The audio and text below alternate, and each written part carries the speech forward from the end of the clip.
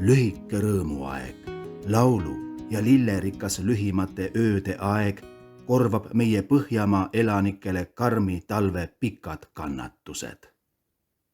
Sellel Põhjamaa looduse pidu ajal, kus hämarik ja Koit teineteisele kätt ulatavad, jutustas üks vanake enese ümber kogunenud lastelastele Koidu ja hämariku armastusloo. Ja mina jutustan siin edasi, mis ma seal kuulsin. Kas tunned valguse andjat vanaisa kojas? Parajasti on ta puhkele läinud ja kus ta kustub, hiilgab veel ta kuma taeval ja juba nihkub valguse kiir edasi itta, kus ta varsti jälle täies säras kogu loodust peab tervitama.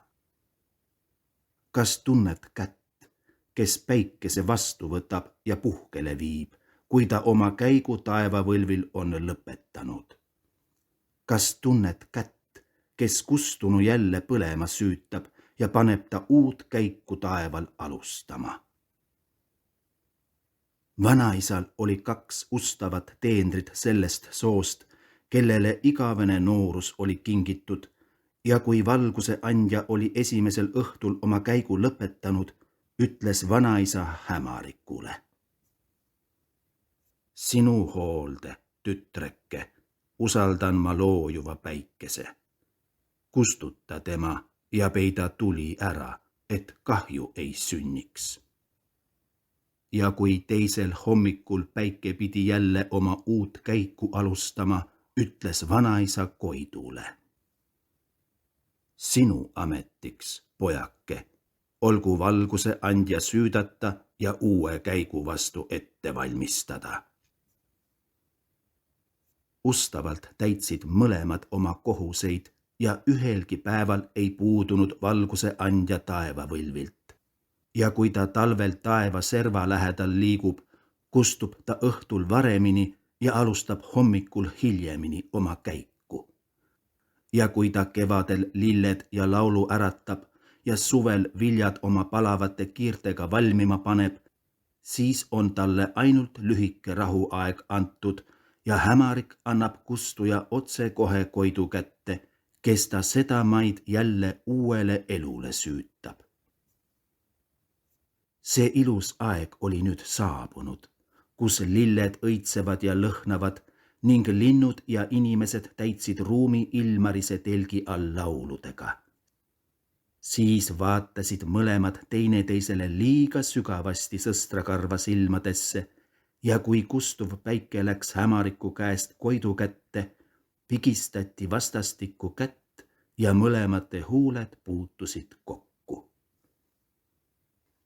Aga üks silm, mis kunagi ei sulgu, oli märganud, mis vaikse kesköö ajal salajas sündis, ja teisel päeval kutsus vanaisa mõlemad enese ette ja ütles. Ma olen teie ametikohuste täitmisega rahul ja soovin, et te täiesti õnnelikuks saaksite. Seepärast võtke teineteist ja pidage oma ametit siit peale mehena ja naisena. Ja mõlemad vastasid ühest suust. Vanaisa, ära riku meie rõõmu. Lase meid igavesti mõrsjaks ning peiuks jääda, sest mõrsjapõlves oleme oma õnne leidnud, kus armastus alati noor ja uus on.